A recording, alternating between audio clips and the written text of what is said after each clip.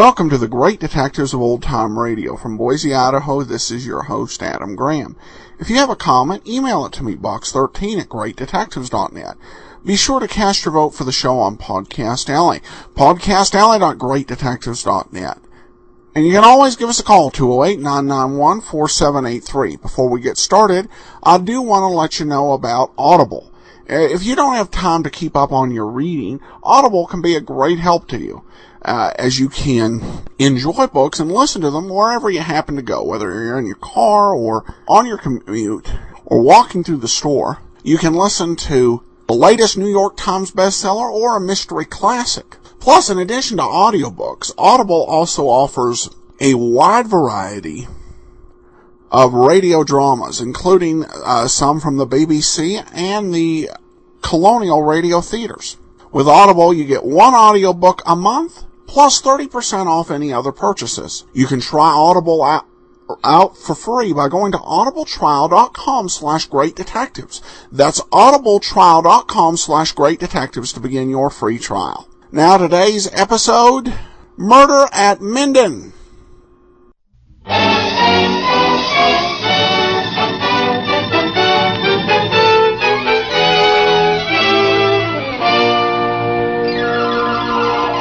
The F.W. Fitch Company, makers of those fine Fitch products, presents Dick Powell as Private Investigator Richard Rogue in Rogue's Gallery.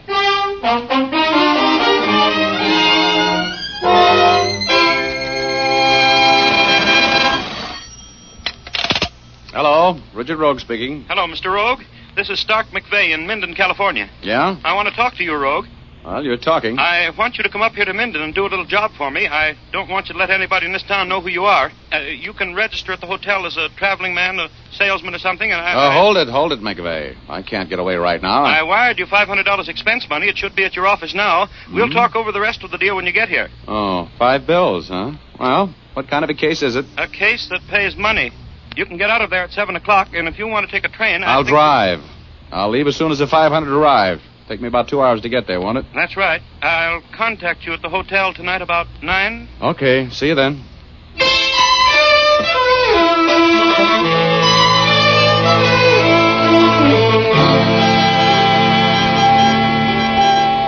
Hey, boy, get me a paper with it, please.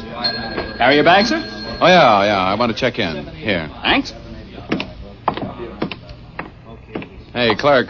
Yes? You got a room? Well, I don't No, know. I didn't ask the price, did I? I'll take anything from a broom closet to the bridal suite. Here, buy yourself a box of cigars to smoke while you're thinking it over. Oh, thank you, sir. If you'll just register, I think we can take care of you. Thanks. Have my bag sent up, will you? I'll pick up my key in a minute.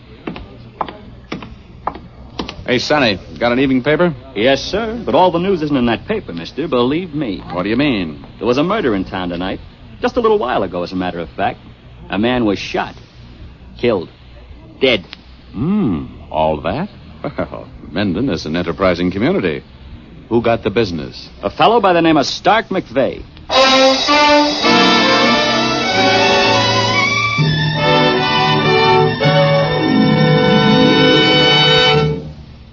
We'll return to our story in just a moment, but first here's Jim Doyle to give you some smooth talk on a smooth subject. Yes, smooth is the word for it, Dick.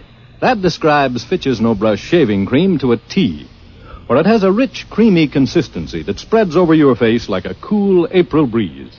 There's nothing heavy or greasy about Fitch's No Brush, yet it does a man-sized job when it comes to wilting a tough beard.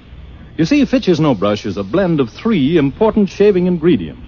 These are balanced in such a way that you get efficiency in softening whiskers, plus a skin conditioning action that protects your skin from irritation. Yes, they all add up to a shave that's really solid comfort. You men who say there's nothing like lather for a swell, smooth shave will like Fitch's Brush Cream.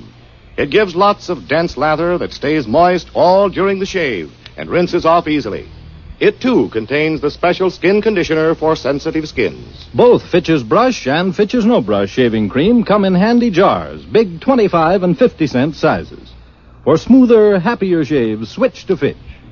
And now we return you to Dick Powell as Private Investigator Richard Rogue in Rogue's Gallery.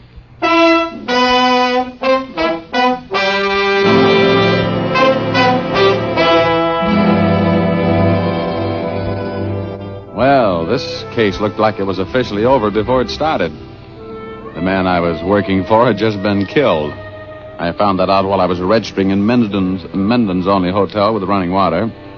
A bellboy gave me the news, and while I was just standing there with my mouth hanging open, a big, beefy guy eased up to me and said, "You're Richard Rogue, aren't you?" "Oh, my name's Richard." "Yeah, I know you're Rogue. I've seen your picture in the paper too often to be mistaken. I want to talk to you." "Why?" "Because I'm chief of police in this town." Oh, well, you just want to have a social talk, huh? "Yeah, about a murder. Come on, Rogue, let's retire to the bar and play questions and answers." "What about?" "About what you're doing in town, among other things. Come on, get moving, big shot."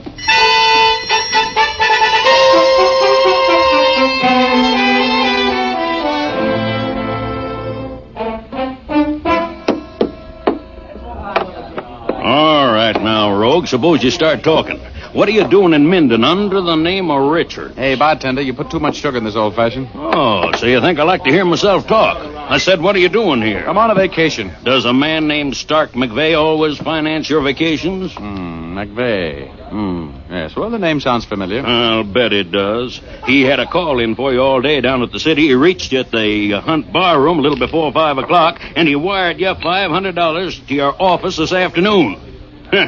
Maybe that's why his name sounds familiar. Well, could be that. Well, what was it that made McVeigh think he'd need you $500 worth, Rogue? He didn't say. Who was McVeigh, anyway? I never met the guy. Never heard of him till he called me. You think I'll believe that? How do I know what you believe? I'm telling you the truth. That's all I can be sure of. And what's the idea of the pressure?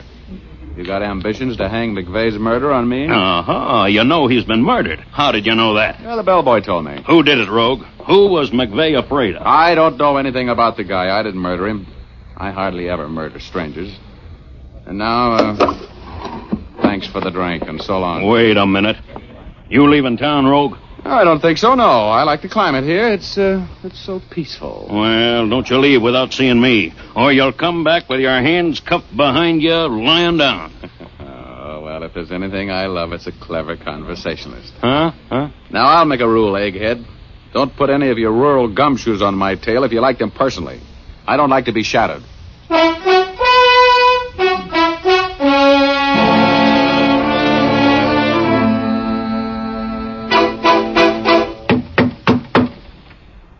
Come in. Here's your ice water, Mr. Rogue. The name is Richard. Skip it. I heard you talking to Chief Reese. I know who you were anyway. Oh, well, you're a smart lad, huh? Did you know Stark McVeigh? Sure. He used to be around here quite a bit. In the bar. What was his racket? What did he do for a living? How long had he been living here in Minden? Nobody knows where he made his money. He didn't work since he moved here about 2 years ago. Retired, I guess. That's what everybody thought. Always seemed to have plenty of money. Oh, he did, huh? Well, who were his friends? Was he married? Look, if I'm going to answer all of those questions, I want to work on the case with you. You need somebody who knows the town. Now, I'm an ex-GI. I work with intelligence. I can be a big help to you. Okay, you're working. Now, was McVeigh married? No. Didn't run around with women much either. I mean, here. Some blonde came down to see him once in a while. Drove a Cadillac convertible. Looked like a movie star. Did McVeigh make many trips? Was he out of town much? He traveled quite a bit. Did he have any enemies in town? Nobody knew him well enough to hate him. He was a kind of a stranger, Mr. Rogue. Nobody got to know him very well. You live alone? Yeah.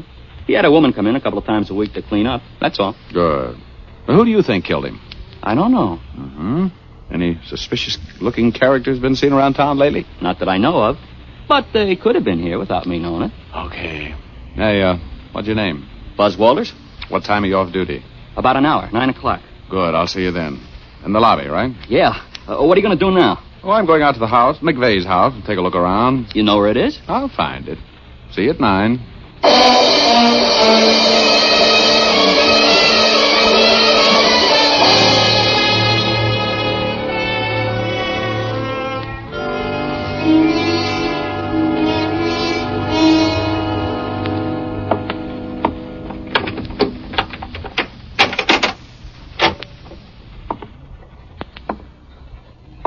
Who is it? Turn on the lights. Who is it? Is that you, Hank? Yeah. Turn on the lights. Hey, you're not Hank. Who are you? What are you doing here? Will you turn on the lights so we can talk this thing over, Junior? Oh, you're the guy who bumped McVeigh, huh? Okay, Junior. Staying right where you are. They let you shoot at me? That doesn't sound practical. I've got my gun out now. How about taking another shot so I can spot you? Who are you? The law? Oh! Okay, Junior. Throw that gun away. Don't shoot anymore. You hit me. Let me hear that gun hit the wall. Throw it. Okay. Now, maybe we can talk. Keep your hands down to your sides. Look, I'm shot. I'm bleeding. You gotta do something for me. Later. First, Junior, you're going to answer some questions. Hey. Did I startle you? Huh? Just hold that pose. Oh. Who is this guy, Shorty? I don't know. He came in here and I thought it was you. I took a shot at him but he got me. Yeah, I see. Well? You better get somebody to take care of your friend here. He's got a bad chest wound. Don't let that worry you. You're gonna have worse before long. And we'll start you out like this.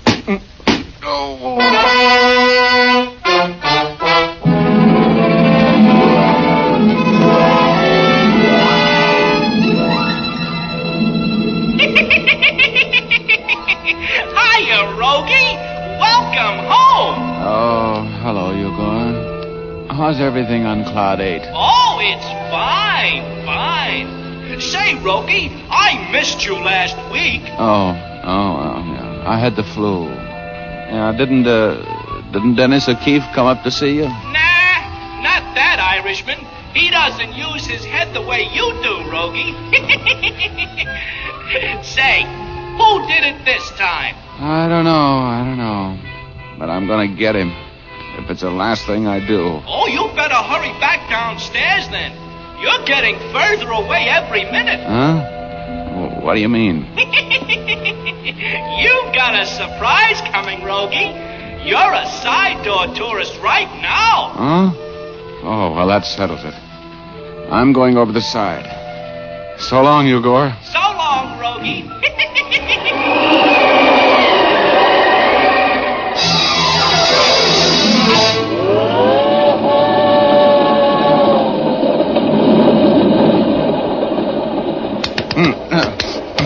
Come on, fella. Come out of it. Huh?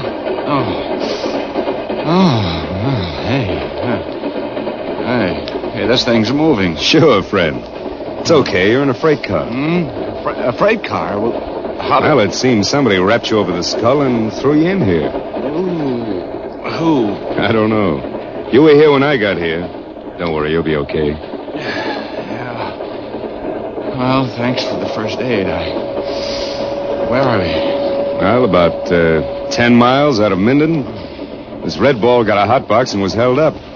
We're on the big grade going into the mountains. Yeah. Thanks. Hey, what do you got around my head? Yeah, you were bleeding. I tore up your shirt and made a bandage of it. Oh, thanks. Hey, wait a minute. Where are you going? I'm gonna jump out of this thing. Are you crazy? Could be. Hey, look. I've still got my wallet. You have? How come you didn't lift it? I didn't think of it. Oh, you're an honest man. Here, here's the 20. Thanks. Okay. Well, here goes nothing. So long.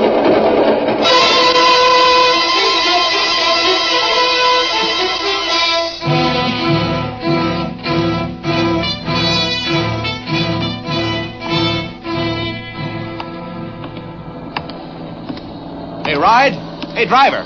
Ride. Driver.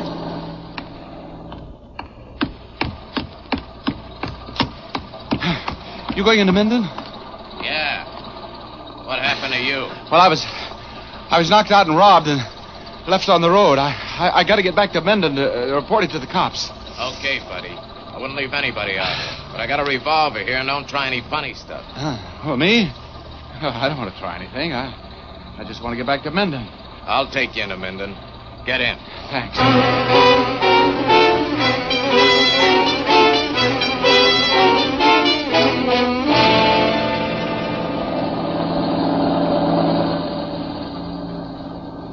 You can let me out here. Oh, no. Just stay right where you are. Hey, what's the idea? Will you get that heater out of my face? I'll tell you where to get out. Oh? Well, when will that be?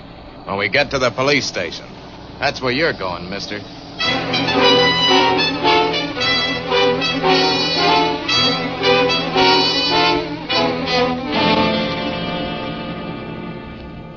So I brought him in here to the police station, Chief. He looks suspicious to me. Yeah, nice work, Mr. Pollard. We'll take care of him, thanks. I hope I did the right thing. Yeah, you sure did. Thanks for the ride, Mr. Pollard. Goodbye. You just go right ahead, Pollard. I'll see you later. Oh, Chief. Huh? There's no reward, is there? No. So long. Oh. So long. Well, I see you're back, Rogue. I told you you'd get in trouble nosing around in this town. Now, you gonna talk? Well, I haven't much to say, Reese. I went out to McVeigh's house. The door was open. I walked in. Some guy took a shot at me. I shot back. Got him, and while I was trying to find out what it was all about, another guy sneaked up behind me and bent a rod over my head. I woke up in a freight train 10 miles out of town. This Pollard gave me a ride in, and that's the end of the story. Well, how do you figure it? I don't know, but I want to get back out to that house. You coming with me? Well, what do you expect to find out there? We combed the house from one end to the other. Well, there's something going on in your charming little town that needs taken care of, Chief. And how come you don't have men at that house? There was a murder there a few hours ago. Now, don't you tell me my business, Rogue. Something smells. Come on. Let's get out to McVeigh's house. I want to do a little combing myself. Now, you'd better stay in line, Rogue. After all, I'm the chief here, and Yeah. I've read your star. I don't know whether you're a dumb chief or a smart operator. But we're going to McVeigh's house, and we're going to tear it to pieces until I get a lead. Now, come on.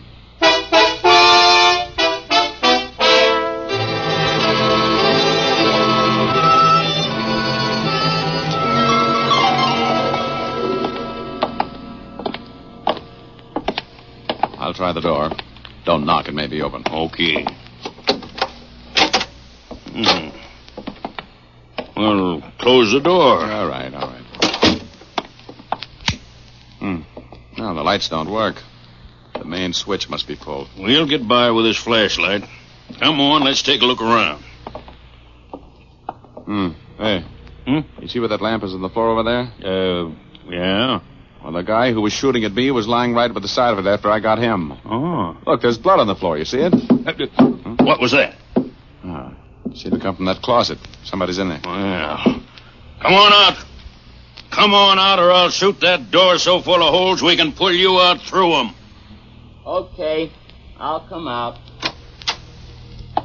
Well, hello, Buzz. Welcome to the party. What are you doing here? Well, Mr. Rogue told me he was coming out here, and he was supposed to be back to meet me in the lobby at 9 o'clock. He didn't come back, so I decided I'd run out here and look for him. You got here a little late, Buzz. Oh, no, I didn't. Well, I was a little late to do you any good, but I saw plenty. I saw them walking around in Wait a minute. What do you mean, them? 2 men and a girl. The blonde girl that used to come here to see Mr. McVeigh. Oh, you mean she was here? Yep. I hid outside of the window and watched them. They were carrying stuff up from the basement. That is, the girl and this man were, and putting it in the car. Buzz, did you hear them talk? Did the girl mention his name? No, she just called him sweetheart or honey or something like that. There was something funny about the other guy. What? He never did come out. The other two came out, got into that Cadillac convertible, and drove away about 10 minutes ago. Well, then there must still be a man in the house. Yep, he'd been shot. He had trouble getting around. Must have been the guy I shot. I've been looking for him. Well, why didn't you call me? I was working for Mr. Rogue. I know he'd be here. Oh, good boy, Buzz. Now, come on, let's shake this house down. If that thug is in here, we better find him before he finds us.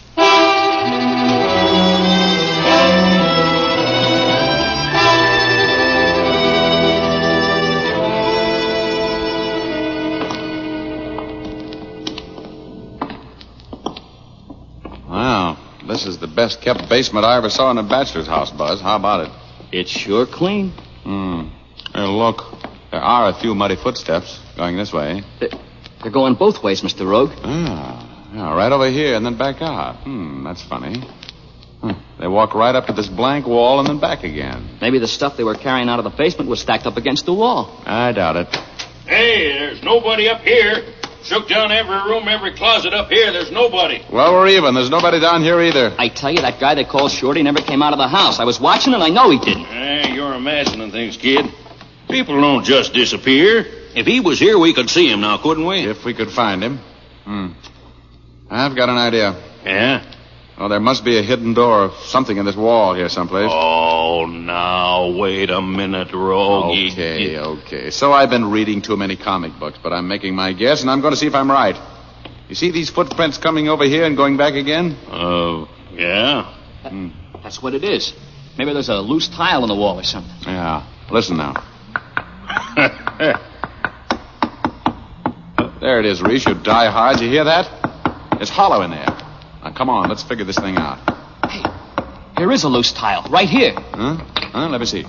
Yeah. Well, I'll be... Are you sure you're surprised, Sheriff? Why, There's a regular doorknob in there.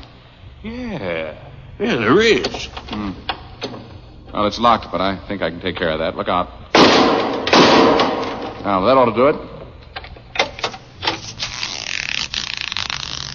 Flash your light in there, Reese. Okay. Oh, brother, look at that. Huh? Hey, he's dead.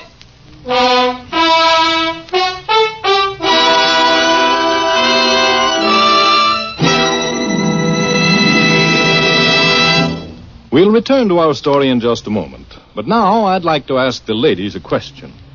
Have you ever had the shampoo blues? The shampoo blues, of course, is that dejected feeling you get when your hair becomes dry and unmanageable after a shampoo. If that's been your experience, then here's a way to beat those blues. Try Fitch's Saponified Coconut Oil Shampoo. Use this clear, golden liquid shampoo as often as you like. It will never leave your hair dry or difficult to manage. That's because Fitch's Saponified Shampoo is made from pure, natural oils. Just a little makes oceans of cleansing lather. Rinses out easily, too, for Fitch's Saponified Shampoo contains its own patented rinsing agent. It leaves your hair soft, lustrous, and easy to manage even right after you shampoo it. Yes, you can always use Fitch's Saponified Shampoo with complete confidence and freedom from the shampoo blues. So use it regularly. Buy an economical bottle at your drug or toilet goods counter, or ask for a professional application at your beauty shop.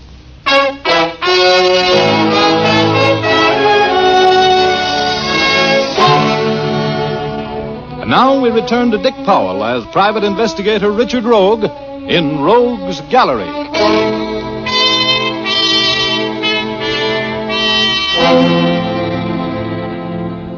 Well, you could have knocked me down with an atom bomb when we opened that secret door in the basement of McVeigh's house and saw what was inside. It was an air-conditioned room with fluorescent lighting and strictly occupational furniture.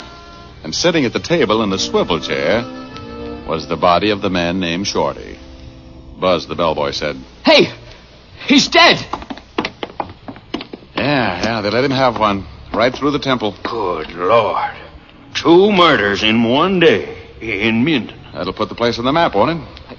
I wonder why they killed him. Well, it looks pretty simple to me. I got him through the chest when he shot at me, and the wounded man is kind of a handicap to a mob that's trying to make a getaway with a set of counterfeit plates. Counterfeit? Is that what they were doing? Yeah.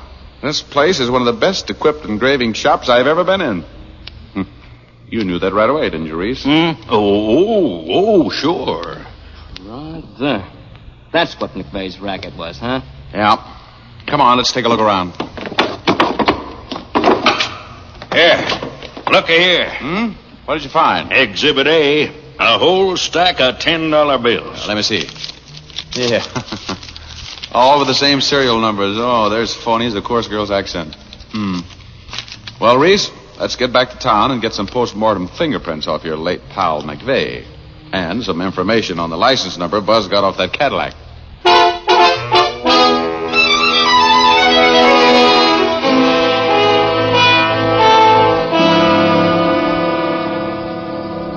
Do you think we'll get him, Mr. Rogue? Oh, we're a lead pipe cinch, Buzz.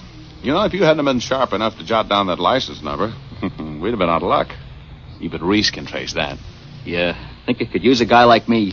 Regular, Mr. Rogue? Oh, well, I'm sorry, kid.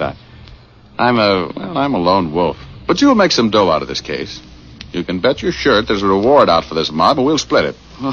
You know, Junior, if you hadn't been around that house and seen those two drive away without Shorty, this crime may have never been solved. That's right, I guess. Nobody would ever have looked for the secret room. You know, I've always wanted to be a detective. Well, Rogie, the Department of Motor Vehicles says this is the address that car's registered to. Miss Sylvia Adams, 1924 Euclid Avenue in Los Angeles. Well, that makes it my meat, Reese. Oh, yeah. Come on, Buzz. You want to drive to L.A. with me? Sure, Mr. Rogue. I want to be in at the kill on this case.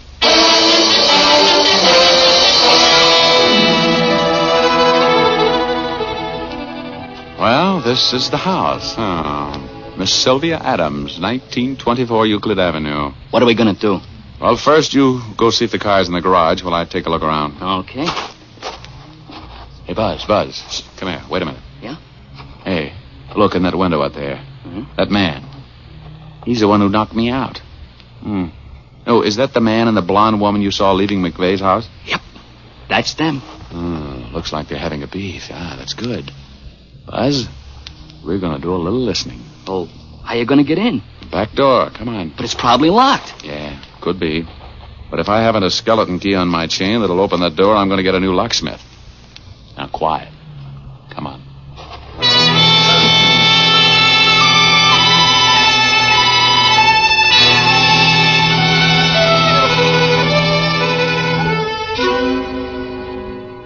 You didn't have to kill them both, Hank. You're a trigger-happy fool. Will you stop harping on that? They're dead. That's all there is to it.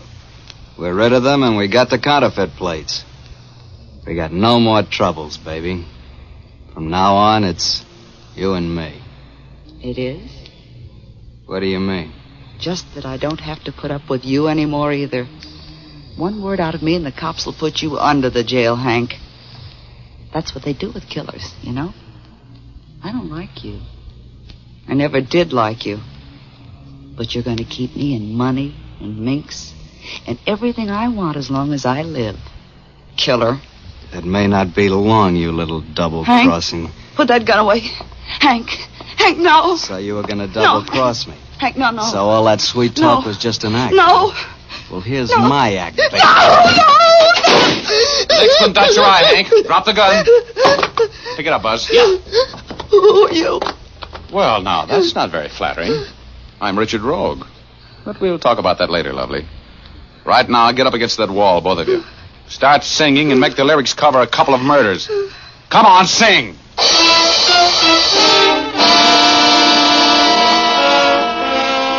Well, that was the end of that story. It all happened over a woman. Almost everything does. When I got through chatting with Sylvia, I had the whole story. McVeigh and Hank had a sweet little counterfeiting deal all set up and running smoothly. McVeigh, a master engraver, made the plates and hand-printed them in his shop in Minden. Hank wholesaled the stuff. Everything was just too divine. Until Hank moved in on McVeigh's girl, Sylvia, and got caught at it. McVeigh wanted to hire me to front for him in exposing Hank as a counterfeiter, and that's what started all of the excitement and the murders. We found the counterfeiting plate in Sylvia's Cadillac, and I collected $5,000 reward for cracking the case. I split it with Buzz. He was a happy kid. Yes, well, as I've always said, cherchez la femme, to coin a phrase. It means find the woman. And by the way, if you have any luck, cherchez one for me, too, will you? I'm feeling much better and not doing a thing tonight. You know what I mean.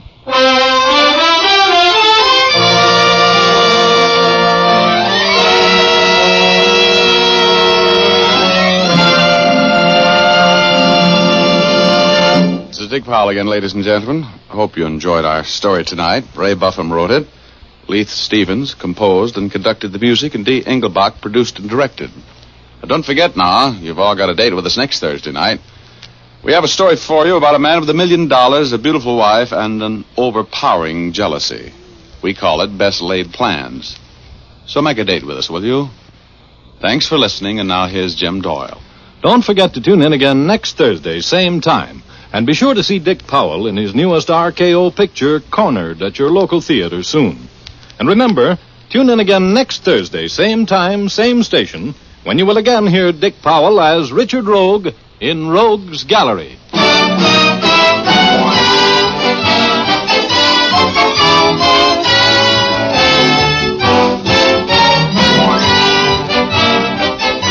Remember, if dandruff is your problem, ask for Fitch's Dandruff Remover Shampoo. It's the only shampoo made whose guarantee to remove dandruff is backed by one of the world's largest insurance firms. No other shampoo can make this statement. Ask for Fitch's Dandruff Remover Shampoo at your drug or toilet goods counter, barber or beauty shop. Fitch is spelled F-I-T-C-H.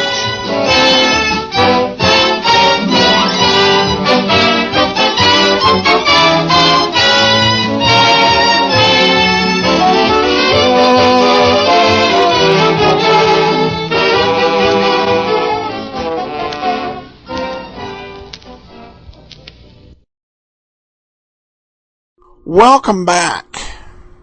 Well, Rogue really just pushed around the local police. I was thinking that the way Rogue was acting, maybe the guy was in on it, but didn't turn out to be the case.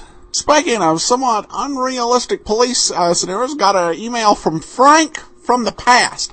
Adam, I'm an avid listener to your Dragnet and Great Detective podcast. I found both late and refused to hurry through them, knowing the programs that I enjoy most will someday run out. I'm up to December 2009. Therefore, I'm forever behind your current commentary, leading to this thought on a show you were finished with some time ago. I love the dialogue in Pat Novak for Hire, but it seems that every week someone bludgeons him into unconsciousness, often for a period of several hours. Afterwards, he jumps to his feet, groggy for a while and sore, but otherwise unharmed. This is one of those things scriptwriters from the 40s and 50s used a lot, along with cowboys being shot in the shoulder without much ill effect, and everybody smoking. That really reminds you of a different world. Anybody who absorbed the kind of brain trauma that Pat Novak does every week would be in much worse shape than Jocko. And I think you're definitely on point there. Clearly, when you get into the world of detectives, it really is, for the most part, you know, with the exception of some of the police procedurals, a kind of a fantasy world in regards to people being knocked out, the number of murders that occur, and perhaps even over radio and television, it's a greater fantasy than, say, in the movies and books. You know, if you have a Philip Marlowe book come out every couple of years or so, and Philip Marlowe gets bopped on the head, well, that's not so much. But if you're listening to a Richard Rogue or Pat Novak getting bopped on the head week after week, that definitely takes it to another level. But it was definitely it was another era, and it was definitely meant to be fun. I don't know if the unrealism of the amount of punishment received was necessarily confined to the 1950s. You know, I've watched a bit of the Rockford Files, and Jim Rockford took a lot of hits. And I think on TV they did ease up a little bit on the detectives, probably just because it was hard to show as many beatings as they portrayed on the radio. Thanks, though, so much for the comment, though, Frank, and look forward to you hearing this when you get caught up to us. Rebecca shares that my favorite show is Box 13. Well, thanks, and that's definitely a good one. And, of course, that reminds me, you can email us at box13@greatdetectives.net. Well, for those of you who have the app and the premium site, we got something very special for you. It is a episode of Lux Radio Theater with our star, Dick Powell. And this gives you an idea of the type of roles he enjoyed before Murder My Sweet. This goes back to his light romantic leading man type roles, and I think though you'll enjoy it. And that's available for our app which is available in the Kindle store, the Amazon App Store, the iTunes App Store, and the Android App Store. And you can subscribe to our premium site by just leaving a tip of $7 or more at greatdetectives.net. Well, that'll do it for now. If you subscribe to the show through iTunes, please give us a rating over there. Not necessary to leave a review, but a rating is definitely appreciated. Send your comments to box13 at greatdetectives.net. Follow us on Twitter at Radio Detectives. But from Boise, Idaho, this is your host, Adam Graham, signing off.